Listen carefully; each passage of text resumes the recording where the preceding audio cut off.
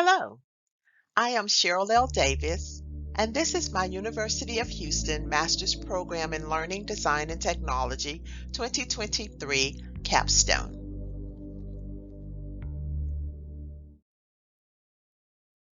What you will find in my capstone is an introduction page with navigation buttons at the top and a little information about myself at the bottom. The design process will include the need for the project, my target audience and context, the learning task, learning objectives, instructional strategy, which includes the content presentation and student participation, assignment of objectives and activities with time estimates, and the instructional materials. Then there is a formative evaluation and my personal learning. The literature review, media, and this presentation can all be viewed on my website. There will be links on the primary pages for your navigation convenience.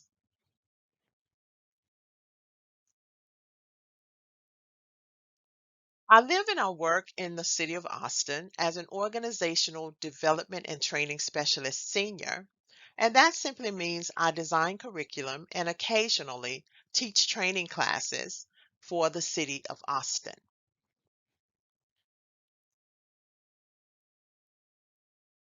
For my capstone project, I designed a course for the older adult learner, ages 55 and up.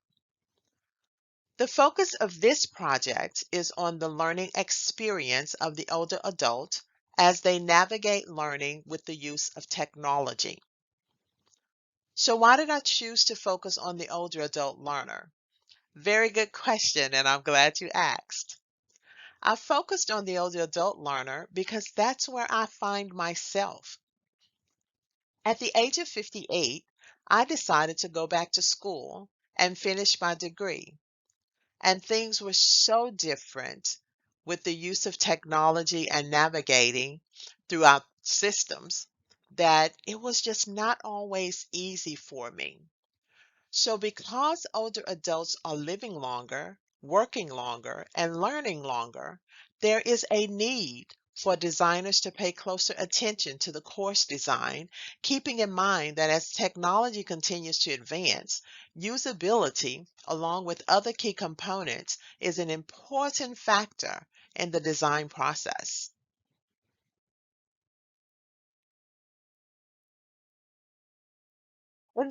In following the Dick and Carey design model, I included in the design process my instructional goal, which outlines my target audience, skills and abilities, the context analysis, the task, along with the 7 major steps that align with the objectives that will be used to accomplish the goal.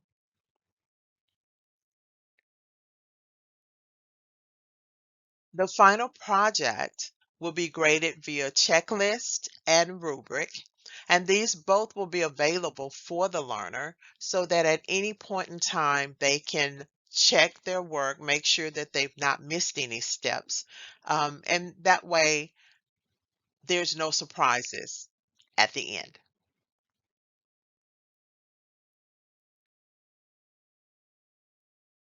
The instructional strategy chosen for this particular project was to sequence and cluster the objectives and include the pre-instructional activities using the ARCS model. I provided learners an entry skills test to determine if they were ready for instructions or if I needed to include instructions for the entry-level skills. The follow-through activities include a job aid that learners will be able to reference as they transfer skills when they are in the actual real world.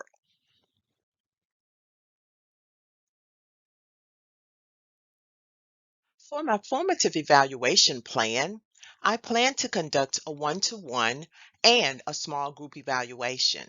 The one-to-one evaluation will be provided an evaluation form However, the small group would be provided the same questions, but given an instructional video before the instructions in addition.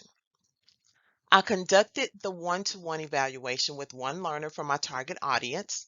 I provided her with the rough draft instructions along with an evaluation form, and I received positive feedback from her. I must admit, though, that this older adult learner is computer savvy and a bit more skillful than some of the other older adult learners. Now, for the small group of older adult learners, they were all a different level skill wise. However, all met the entry level skills that were required for the course. So this group provided some excellent feedback that I will definitely incorporate in order to refine my instructions.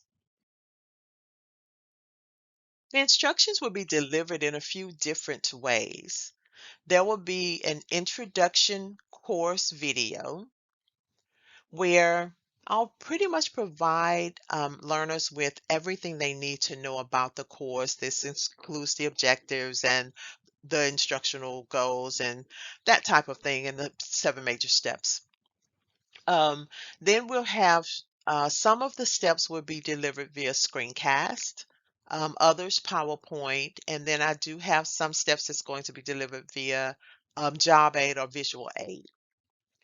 Learners will be able to view an example of a final product as well. I feel like that will help them understand what the goal is, what the end result will be, and also give them an idea as to how they're going to go about what they're going to get at the end when they complete all of the steps. So they'll be able to view that as well.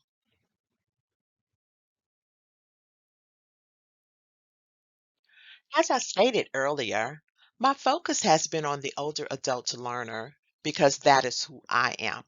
I've struggled some with learning to navigate some of the platforms and to follow the design strategy for some courses since I've been back in school.